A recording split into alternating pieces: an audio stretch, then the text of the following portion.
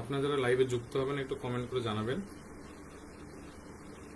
Sound ঠিকঠাক আছে কিনা, তারপরে আমরা আজকে আমাদের লাইভ শুরু করব।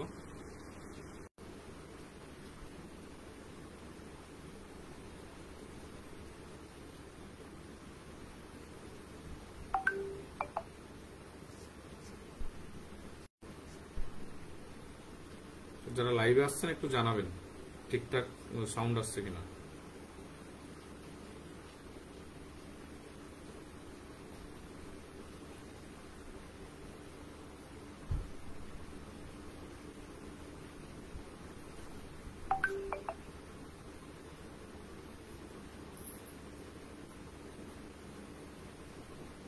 ওকে,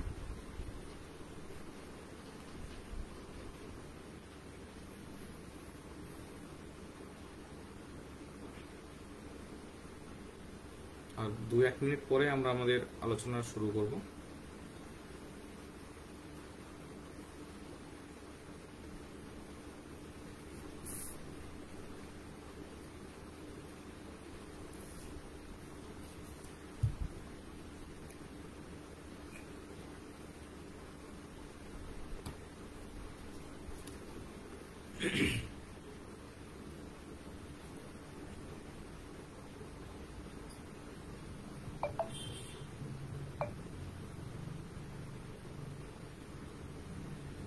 আজকে মুর্শিদাবাদের বহরমপুরে যে জলসাগরে আমাদের মিটিং এর আয়োজন করা হয়েছিল, সেখানে যারা যারা উপস্থিত হয়েছিলেন আপনাদের প্রত্যেককে অসংখ্য ধন্যবাদ।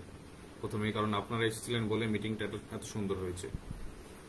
কতজন এসেছিল আপনারা যারা প্রেজেন্ট ছিলেন তারা জানেন যে ওনাকে ইজরাইল স্যারকে কতটা ভরসা করে, সেই জন্য হয়তো অনেকে এসেছেন, আবার অনেকে শুধুমাত্র দেখার জন্য এসেছেন, শোনার জন্য এসেছেন। যাই হোক, আলটিমেট আমরা যেটা চাইছি সেটা হবে, এটুকু বিশ্বাস আমরা পেয়েছি, এটুকু আশ্বাস আমরা পেয়েছি। যে বিষয়টা প্রথমে বলে নিই যে অনেকের অনেক ধরনের কোশ্চেন আছে, যাদের যা কোশ্চেন আছে আপনারা কোশ্চেনগুলো করবেন লাইভ চলাকালীন। যেগুলো প্রাসঙ্গিক কোশ্চেন হবে সেগুলো আমরা উত্তর দেওয়ার চেষ্টা করব।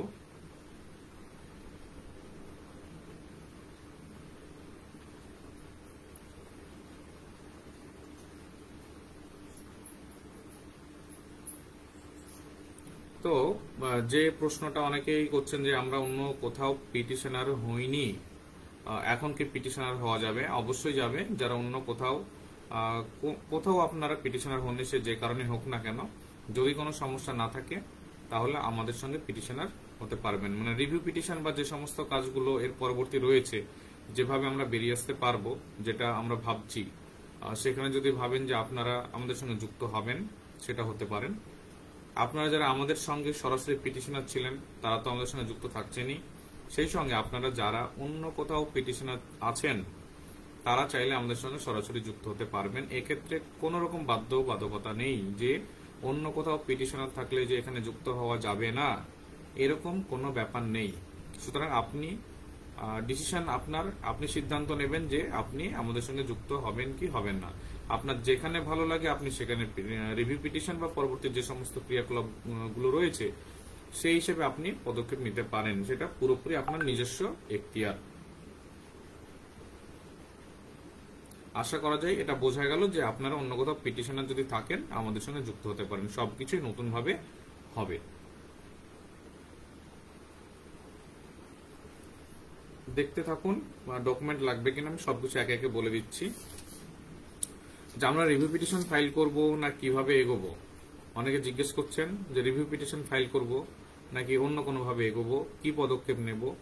ব্যাপারটা হলো টোটালটাই কিন্তু আমরা নিজেরা কোনো সিদ্ধান্ত নিচ্ছি না, আমরা টোটালটাই বেঙ্গল মাদ্রাসা এডুকেশন ফোরামের যিনি রাজ্য সভাপতি রয়েছেন ইজরারুল স্যার মহাশয়, ইজরারুল হক মন্ডল মহাশয়, সবকিছুই ওনার নেতৃত্বে হবে। উনি যা বলবেন আমরা সেটা করব, সেই হিসেবে আমরা মনস্থির করেছি।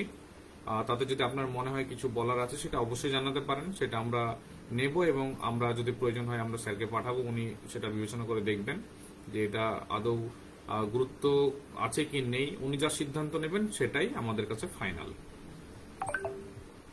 এবং রিভিউ পিটিশন যদি হয় সেটা উনি ডিসিশন নেবেন, যদি এমএ হয় সেটা উনি ডিসিশন নেবেন, যদি অন্য যে সমস্ত লিগ্যাল প্রসিডিওর আছে সেইগুলোতে যদি এগোতে হয় সেটাও কিন্তু উনি ডিসিশন নেবেন। উনি আমাদেরকে যেটা বলবেন আমরা সেরকম ভাবে এগোবো।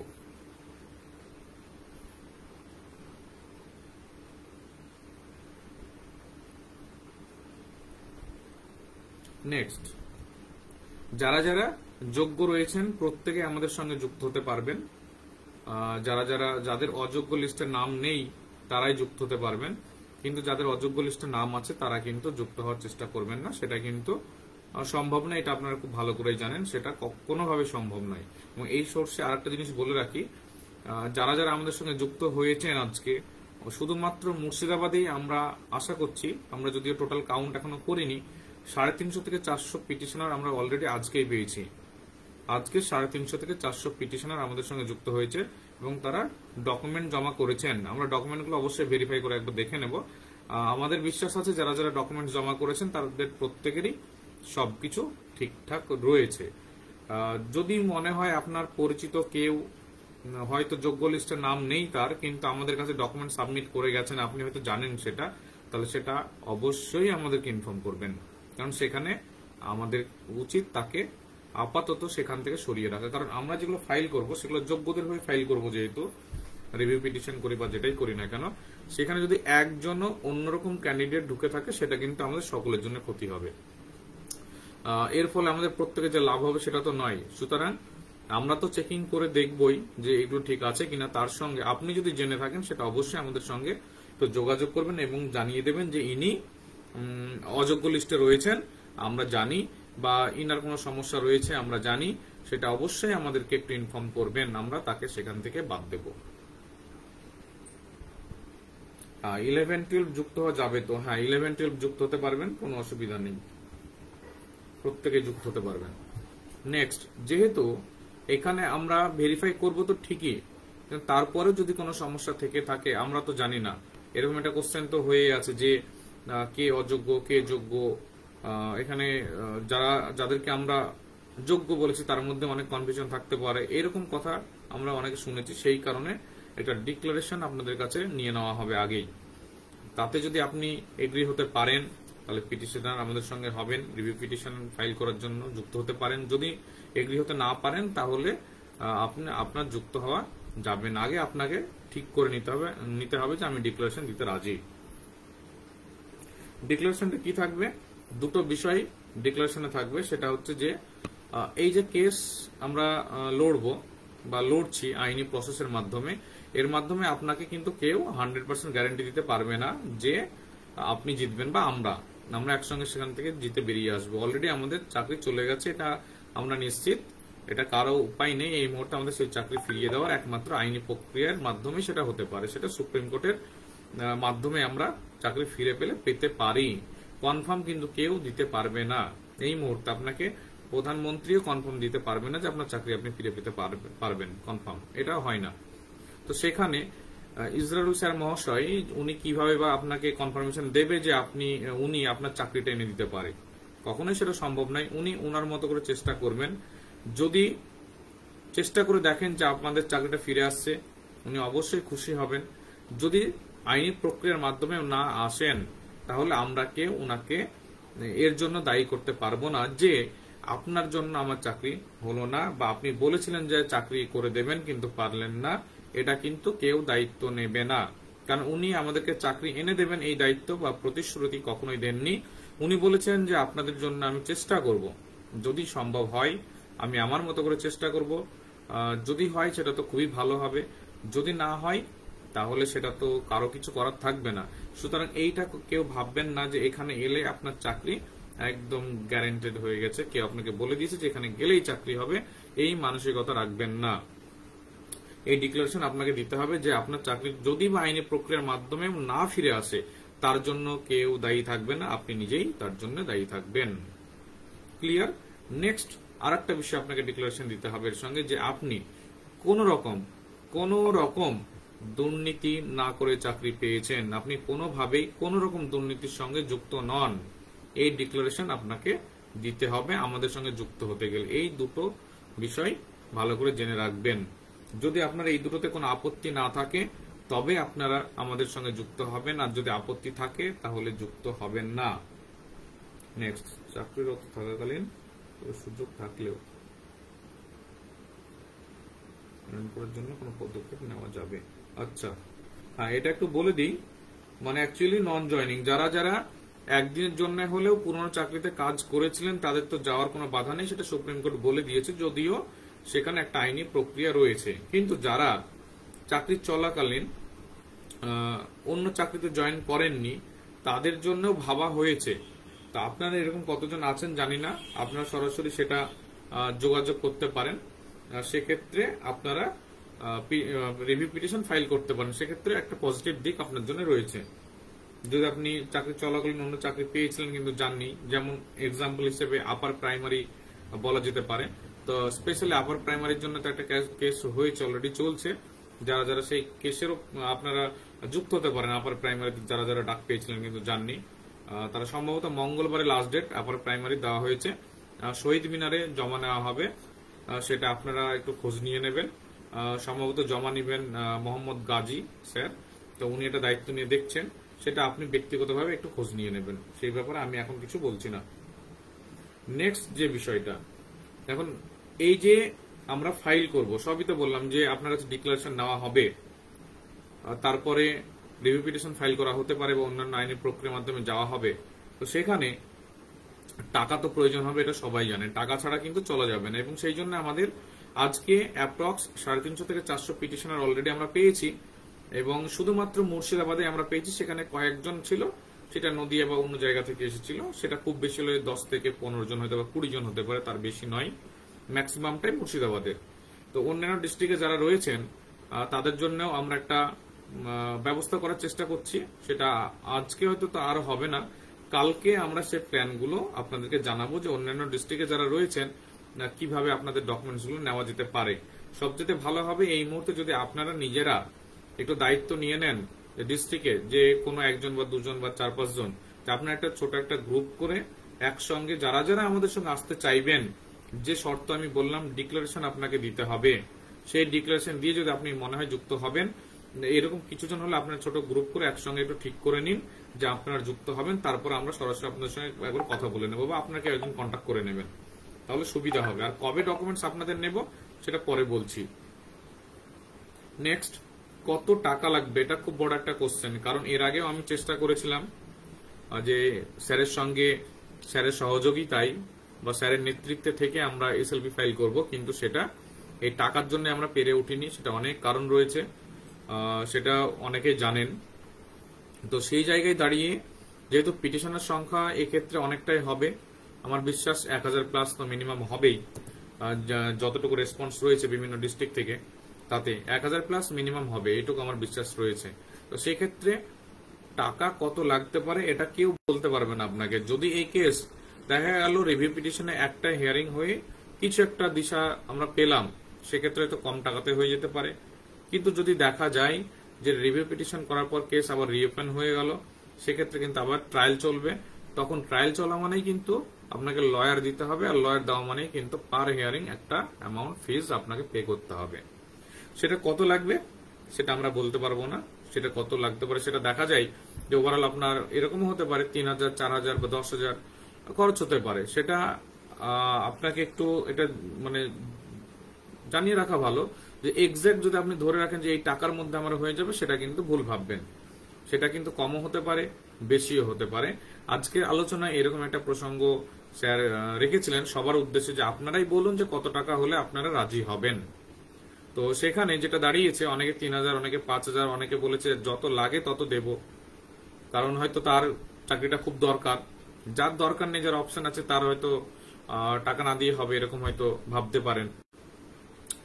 তো সেখানে দাঁড়িয়ে আমরা যেমন মনস্থির করেছি, যারা যারা ডকুমেন্টস জমা করেছি, আমরা ঠিক করেছি যে এখানে যা লাগে আমরা দেওয়ার চেষ্টা করব এবং আমরা আমাদের এই কেস থেকে বেরিয়ে আসার চেষ্টা করব, এইটুকু আমরা মনস্থির করেছি।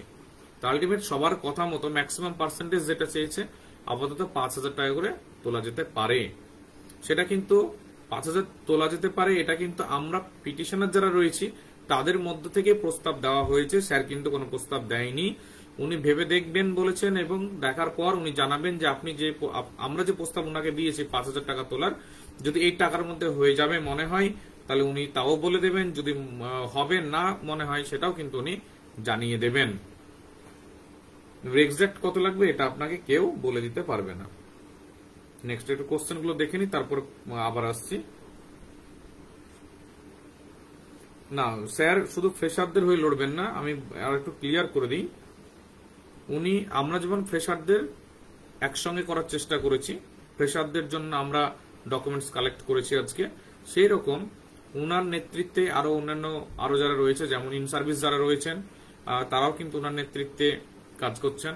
সেই সঙ্গে লেফট ফ্রম আদার সার্ভিস অন্যান্য মানে অ্যাকচুয়ালি ব্যাক টু মাদ্রাসা যেটা, তাদের কেসটা কিন্তু উনি আগে থেকে লড়ছিলেন। ব্যাক টু মাদ্রাসা মানে মাদ্রাসায় এর আগে যারা জব করতো, কারণ মেনলি যারা মাদ্রাসার ক্যান্ডিডেট ছিল, শিক্ষক শিক্ষিকা ছিল, তারা কিন্তু ওনাকে খুব কাছ থেকে দেখেছেন। সুতরাং ওনারা অন্য কোনো দিকে তাকাননি ওনাকে ছাড়া, ওনাকেই শুধুমাত্র ভরসার জায়গা মনে করেছিলেন। তাই ওনারা কোনো রকম না ভেবে শুধুমাত্র 46 জন, ইন সার্ভিস তো অনেক রয়েছিল, কিন্তু শুধুমাত্র 46 জন ওনারা এক জায়গায় হয়ে মুর্শিদাবাদের বিশেষ করে তারা ওনার আন্ডারে, স্যারের আন্ডারে থেকে কাজ করেছিলেন। তো সেরকম লেফট ফ্রম আদার সার্ভিস, অন্যান্য সার্ভিসে যেমন প্রাইমারিতে যারা যাবেন বা অন্যান্য সার্ভিস যারা করেছেন আর সেখানে যেতে চাইছেন, তারাও কিন্তু একটা এসএলপি ফাইল করবেন, রিভিউ পিটিশন ফাইল করবেন, এরকম একটা গ্রুপ ওনার সঙ্গে আছে। সুতরাং যারা যারা এরকম আছে ইন সার্ভিস বা লেফট ফ্রম আদার সার্ভিস কিংবা ফ্রেশার, আপনারা আমাদের সঙ্গে যোগাযোগ করতে পারবেন, নির্দিষ্ট গ্রুপে আপনারা ঢুকতে পারবেন। নেক্সট,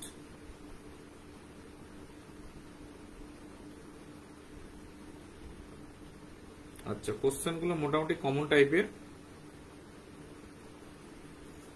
আচ্ছা একজন বলেছেন এমডি গাজী কন্ট্যাক্ট নাম্বার কিভাবে পাবো? আচ্ছা ওটা আমি পরে দিয়ে দিচ্ছি এই গ্রুপের মাধ্যমে বা হোয়াটসঅ্যাপে আমি আপনাকে দিয়ে দেবো, একটু কন্ট্যাক্ট করে নেবেন আমার সঙ্গে। প্রাইমারি আচ্ছা কলকাতায় কবে আসবেন স্যার? আচ্ছা দেখুন স্যার তো একটা মাদ্রাসার হেডমাস্টার মশাই, তো উনার কিন্তু সব জায়গায় যাওয়া ওইভাবে সম্ভব হবে না। আমরা নিজেরা সেটা দায়িত্ব নিয়ে করার চেষ্টা করছি, যদিও আমরা চেষ্টা করব প্রতিদিন যে একটা আলোচনা দরকার স্যারের সঙ্গে, যে আমাদের কেস কিভাবে এগোচ্ছে বা আর কি কি দরকার, তো সেই বিষয়ে আমরা একটা পদক্ষেপ নিয়েছি, সেটা পরে জানতে পারবেন। সেটা নর্মাল আমাদের জন্য, সেটা ডেইলি আলোচনার জন্য, সেটা হয়তো জঙ্গিপুরে ওনার স্কুলের আশেপাশে কোথাও সেটা আমরা করার চেষ্টা করছি। নেক্সট যেটা বলি, টাকা কত লাগবে সেটা আপনাদের কাছে ক্লিয়ার হয়ে গেছে। টাকার ব্যাপারে আমরা এই মুহূর্তে বলতে পারবো না কত কি লাগতে পারে, সেটা বেশিও লাগতে পারে কমও লাগতে পারে, সেটা কেসের সিচুয়েশনের উপর ডিপেন্ড করবে। এই মুহূর্তে আমরা কোনো টাকা তুলছি না। ডকুমেন্ট আমরা নিলেও মনে রাখবেন টাকা কিন্তু আমরা কোথাও নিচ্ছি না। এখন আমাদের নামে মানে স্যারের নামে কেউ কোনো টাকা তুলবেন না, বা কেউ যদি তোলে সেটাও জানবেন স্যার কিন্তু কাউকে টাকা তুলতে বলেননি, একদম স্ট্রিক্টলি। দ্বিতীয়ত আরেকটা বিষয় বলি, যে আমাদের এই কেসে লড়তে গেলে আইনি লড়াই তো রয়েছে, তার সঙ্গে কিন্তু আন্দোলন এটা করতেই হবে। সে যে মঞ্চ, যে গ্রুপ, যেই আন্দোলন ডাকুক না কেন, আমাদেরকে কিন্তু একসঙ্গেই ঝাঁপিয়ে পড়তে হবে, এটা মাস্ট। এটা জেনে রাখুন যে আমরা যদি আন্দোলন না করি, যদি গভর্নমেন্টকে প্রেসার ক্রিয়েট না করতে পারি, তাহলে এটা আমাদের জন্য খুব খারাপ একটা বিষয় হয়ে দাঁড়াবে শেষ পর্যন্ত, যেটা আমরা এর আগে অলরেডি অতটাও করতে পারিনি। হয়েছে বিভিন্ন গ্রুপ, বিভিন্ন মঞ্চ কিন্তু আন্দোলন করেছে, আমরাও গেছি, প্রত্যেককেই কিন্তু সেই আন্দোলনে যেতে হবে। কখনোই এটা ভাববেন না যে আমি তো এখানে পিটিশনার নয় তাহলে কেন যাব, এই চিন্তাধারা মাথা থেকে ফেলে দিন। যেই আন্দোলন ডাকুক আপনার জন্য ডাকছে, আপনার ভালোর জন্য ডাকছে, সুতরাং সেখানে পার্টিসিপেট করবেন। যেখানে আপনি আইনি পদক্ষেপের জন্য থাকেন না কেন, আন্দোলন কিন্তু একসঙ্গে করার চেষ্টা করবেন, একটা ইউনিটি বজায় রাখার চেষ্টা করবেন, তা না হলে কিন্তু ক্ষতি আমাদের সকলেরই হবে। যারা আপার প্রাইমারি পাস করেছিলেন, আবারও বলছি মঙ্গলবারের দিন লাস্ট ডেট বলেছেন, যেটুকু আমি জেনেছি। মোহাম্মদ গাজী স্যার উনি ডকুমেন্টস জমা নেবেন শহীদ মিনারে, যেটা আমাকে জানিয়েছেন। তো মঙ্গলবারই লাস্ট ডেট। আপনারা যারা যারা আপার প্রাইমারি পাস করেছিলেন আর ডকুমেন্ট সহ ওনার সঙ্গে একবার যোগাযোগ করে নেবেন, মঙ্গলবারে উনি জমা নেবেন শহীদ মিনারে, এটুকু আমাকে জানিয়েছেন। নেক্সট,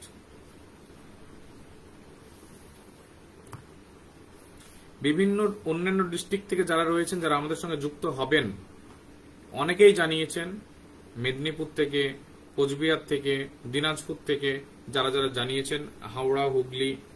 তো আপনাদের জন্য আমরা একটা টাইম ঠিক করব, একটা ডেট ঠিক করে দেব, ডেট টাইম। সেই ডেট এবং টাইমে আপনাদের ডকুমেন্টসগুলো আমরা জমা নেব। আপনারা আপনাদের সমস্ত ডকুমেন্ট সবকিছু রেডি করে রাখবেন। যখন বলবো তখন আপনারা সেইগুলো নিয়ে চলে আসবেন, যে জায়গায় বলবো সেখানে।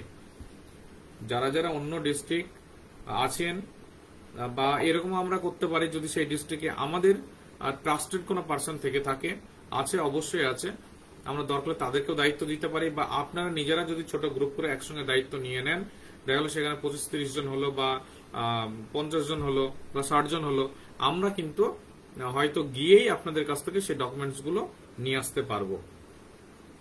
হয় আপনারা করুন, আর না হলে আমরা একটা ডেট দেবো, সেই ডেট অনুযায়ী আমরা ব্যবস্থা করছি। কিভাবে হবে সেটা আমাদেরকে 2 দিন টাইম দিন, সেই 2 দিন টাইমের মধ্যে আমরা জানিয়ে দেব। আচ্ছা, আপনারা কি সিজিএর কাছে রিভিউ করতে চান না নেক্সট সিজিএর কাছে? একই কোশ্চেন। আমরা এই সিজিএর কাছে রিভিউ করব না পরবর্তী সিজিএর কাছে রিভিউ করব? এটা দেখুন, এটা মানে পজিটিভ নেগেটিভ সব রকম আছে, এটা ভাবতে হবে। একটা জিনিস মাথায় রাখবেন, আমি এর আগেও কয়েকজনের সঙ্গে কথা হয়েছে, বলেছি, ছোট করে একটু বলি। একটা জিনিস মাথায় রাখবেন, ওই যে চেয়ারটা যিনি রায় দিয়েছেন, পরবর্তী সিজিএ যে আসবে উনি কিন্তু ওই চেয়ারেই বসবেন। দুজনের লেভেল এক, দুজন একই লেভেলের। একজন রিটায়ার্ড করে গেলেন, আর একজন চলে এলেন। আপনি তাকে গিয়ে বলবেন আপনার এই বেঞ্চে বসে আর একজন রায় দিয়ে গেছে, আপনি এটা চেঞ্জ করে দিন। আপনার কাছ থেকে আমাদের খুব আশা আছে, উনার প্রতি ভরসা ছিল না, তাই উনার আন্ডারে আমরা যাওয়ার চেষ্টা করিনি, আপনার কাছে এসেছি। তো উনি আপনার থেকে কিন্তু উনার কলিগের কথা বেশি ভাববেন। উনার যেহেতু কলিগ, সে লিগালি যদি ম্যাটার থাকে, কিন্তু আপনি পয়েন্ট দেখাতে পারেন, সেটা তো আলাদা বিষয়। আমার তো মনে হয় যে পরবর্তী যিনি আসবেন তার কাছে গেলে সেটা আরো বেশি ডিফিকাল্ট হতে পারে, তার কাছে হয়তো আরো বেশি স্ট্রং পয়েন্ট দেখাতে হতে পারে। এটা আমার মতামত, আমি কারো মতামত বলছি না, আমার মতামত। এখন ইসরায়েল স্যার উনি ঠিক করবেন যে ইনার আন্ডারে করলে ভালো হবে না পরবর্তী যে আছে তার আন্ডারে গেলে ভালো হবে। উনি আইনি যে পরামর্শগুলো সেইগুলো উনি নিজেই ঠিক করবেন, নিজেই আমাদেরকে জানাবেন যে এই করলে এই হবে, তোমরা এটা করো, তোমরা এটা করো না, এইভাবে চলো, এখানে যাও, ওখানে যাও। উনি যেমন বলবেন তেমন করব। আইনি বিষয়ে আমাদের ওই রকম ভাবে কোনো ডিপলি ডিসকাশন এখনো হয়নি, কারণ আমাদের সমস্ত কিছু ডিপেন্ড করবে টোটাল কত পিটিশনার আমাদের সঙ্গে যুক্ত হচ্ছেন, তার উপর অনেক কিছু ডিপেন্ড করবে।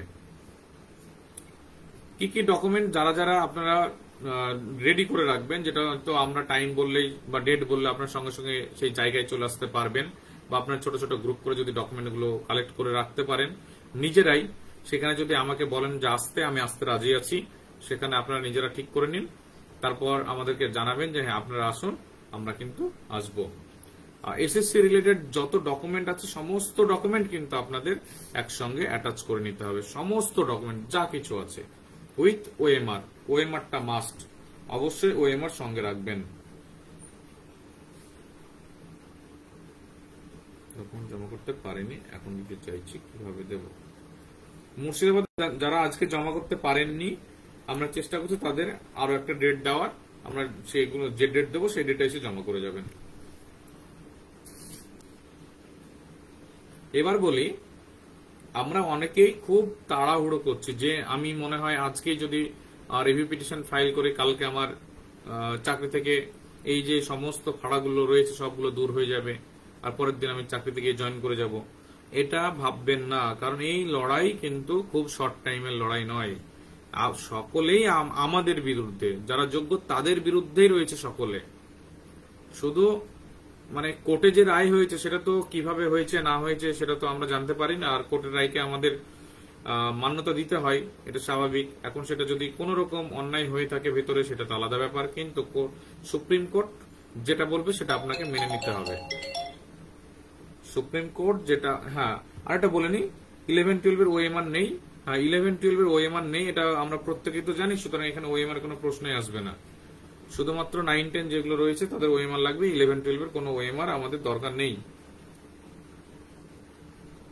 জয়েন করিনি, আমি কি পিটিশন হতে পারবো? হ্যাঁ, পিটিশনার হতে পারবেন, কোনো অসুবিধা নেই। যদি আপনারা অন্য কোনো জবে জয়েন না করে থাকেন, নন জয়নিং, সেক্ষেত্রে আপনারা পিটিশনার হতে পারবেন।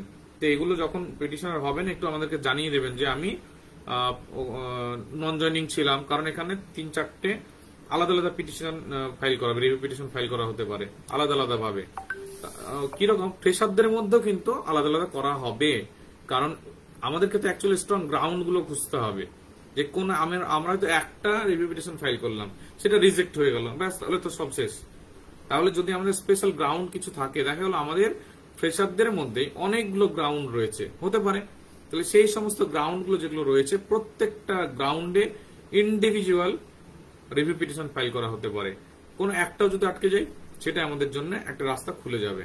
বা দেখা গেল সবগুলোই আমাদের অ্যাকসেপ্ট হয়ে গেল, তাহলে তো আর কোনো ব্যাপার নেই, সবগুলোর মাধ্যমে আমরা এগোতে পারবো।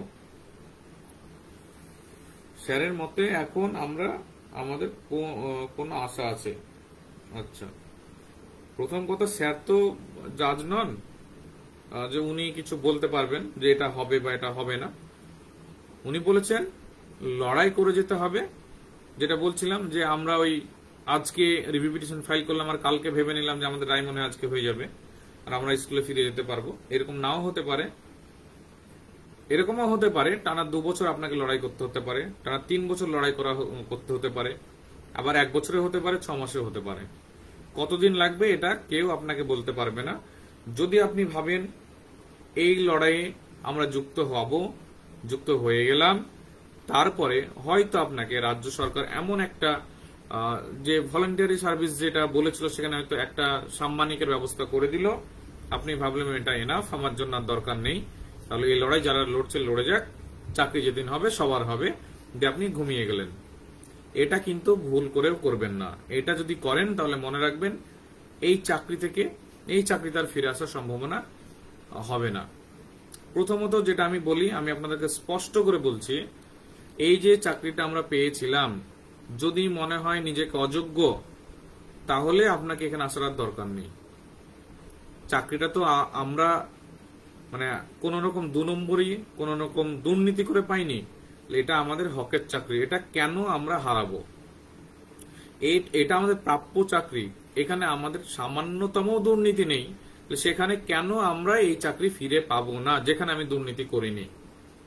আমার বিশ্বাস, আমার ব্যক্তিগত বিশ্বাস, কারো নয়, আমার বিশ্বাস আমি চাকরি ফিরে পাবো। কবে সেটা জানি না, যদি 10 বছরও লাগে আমি 10 বছর লড়াই করব।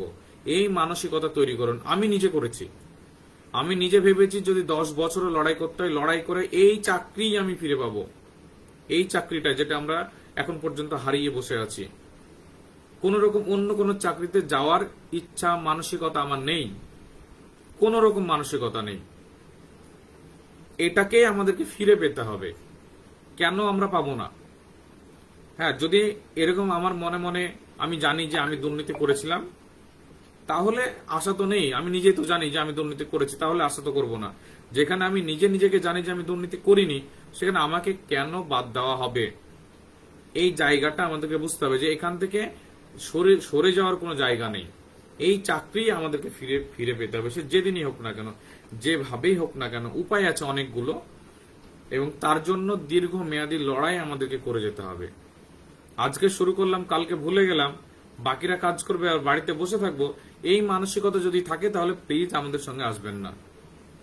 তারাই আসুন যারা শেষ পর্যন্ত লড়াই করতে মানসিকভাবে প্রস্তুত।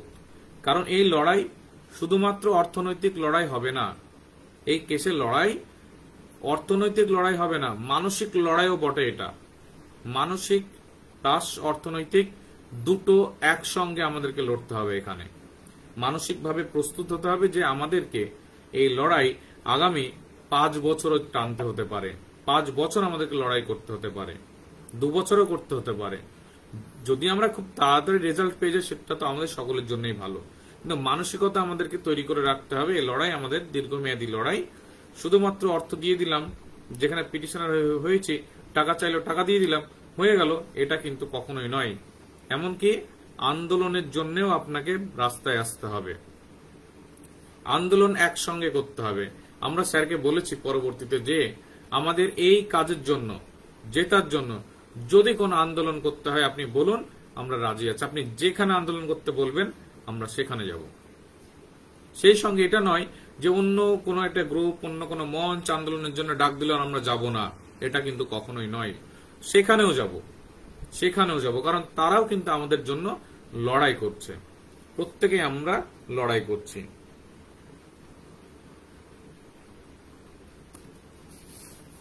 তাহলে ডকুমেন্ট যেগুলো রেডি করবেন, এসএসসি রিলেটেড যে সমস্ত ডকুমেন্ট আছে উইথ ওএমআর, প্রত্যেকটা ডকুমেন্ট আপনারা রেডি করে রাখবেন। যখনই আমরা চাইবো তখনই যেন সেটা পেয়ে যাই। সেই জায়গা আমরা বলে দেবো, টাইম বলে দেবো, অথবা আপনারা ছোট গ্রুপ করেও সেই কাজটা করে নিতে পারেন নিজেরা, এবং আমাদেরকে ইনফর্ম করলে আমরা তারপর আপনাদের সঙ্গে যোগাযোগ করে বা গিয়ে নিয়ে আসবো, বা আপনারাও আপনাদের কোন একজনকে দায়িত্ব বা 2-3 জনকে দায়িত্ব দেবো, সেই ডিস্ট্রিক্টের দায়িত্ব আপনারাই সামলাবেন। বাকি যেভাবে চলে সেভাবে চলবে, কোনো অসুবিধা হবে না আশা করি। আর শেষে যেটা বলে রাখি, যদি আপনাদের জানা কোন রকম কেউ আমাদের সঙ্গে যুক্ত হয়ে গেছে জানেন এবং তিনি অযোগ্য, এরকম কোন ইনফরমেশন আপনাদের কাছে থেকে থাকে, তাহলে সেটা অবশ্যই আমাদেরকে জানাবেন, কারণ এই প্যানেল বাঁচাতে গেলে আমাদেরকে এটা ভেরিফাই করে দেখতে হবে। ওকে, মোটামুটি যে বিষয়গুলো বললাম এইগুলো মাথায় রেখেই এগোবেন। ডিসিশন আপনার, সিদ্ধান্ত আপনার, কি করবেন সেটা আপনি সিদ্ধান্ত নিয়ে আমাদেরকে জানাবেন। অলরেডি আজকে মুর্শিদাবাদে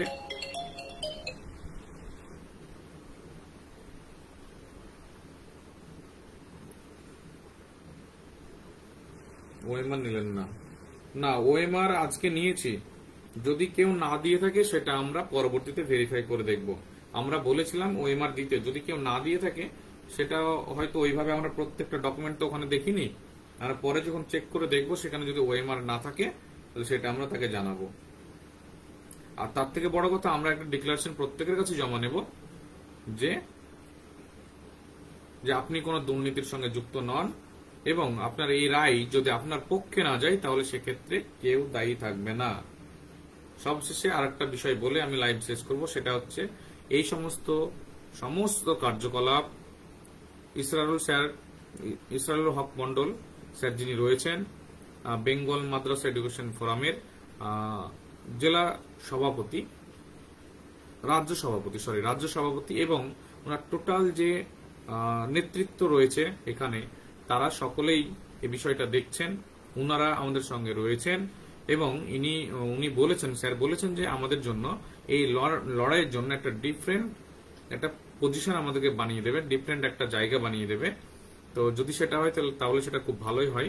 উনি প্রথমে বলেছিলেন যে ফোরামের আন্ডারে থেকে আমরা কাজ করব, কিন্তু উনি জানিয়েছেন আরো অনেকে উনাকে বলেছিল, সেই কারণে হয়তো উনি সিদ্ধান্ত নিয়েছেন যে ঠিক আছে, আমাদের জন্য যেহেতু আমরা একটা জাস্টিসের মধ্যে রয়েছে, যে আমাদের জাস্টিস দরকার, তো এই জাস্টিসকে কেন্দ্র করে একটা নতুন একটা ফোরাম হয়তো বা যাই হোক না কেন উনি একটা বানিয়ে আমাদেরকে বলবেন, সেটা অনেকেই বলেছে। যদি সেটা হয় সেটাই হবে, তাতে আমাদের কোনো আপত্তি নেই, সেটা আমরা জানিয়েছি। আর আপনারা যদি চান যে স্যারের ইনফরমেশনগুলো সরাসরি পেতে, আমরা গ্রুপে শেয়ার করব, অবশ্যই বলবো। আপনারা বেঙ্গল মাদ্রাসা এডুকেশন ফোরামের ওয়েবসাইট রয়েছে, সেই ওয়েবসাইটে আপনারা সরাসরি ভিজিট করতে পারেন, সেখানেও ইনফরমেশন পাবেন। সেই সঙ্গে বেঙ্গল মাদ্রাসা এডুকেশন ফোরামের যে ফেসবুক পেজ রয়েছে সেটাকেও আপনারা ফলো করে রাখতে পারেন, সেখানেও ইনফরমেশন পাবেন। ব্যাস এইটুকুই বলার। এরপরে যদি আপনাদের কিছু জানার থাকে সেইগুলো আমাকে এখানে কমেন্ট করতে পারেন এই লাইভে, বা আমাকে হোয়াটসঅ্যাপে পাঠাতে পারেন। কিন্তু এই যেগুলো বললাম এই কোশ্চেনে বারবার রিপিট করার জন্য ফোন করবেন না, কারণ যেগুলো বলার সেগুলো আমি সবই বলে দিয়েছি, কোনো ডাউট আশা করি নেই। এরপরে যদি কেউ ফোন করে বলেন যে আমরা অন্য ডিস্ট্রিক্ট থেকে আছি, কি করব, তাহলে সেটা দেখুন ইন্ডিভিজুয়াল যখনই ফোন করবেন, অনেক ফোন আসছে, সেটা অ্যাটেন্ড করা অনেক সময় প্রবলেম হয়।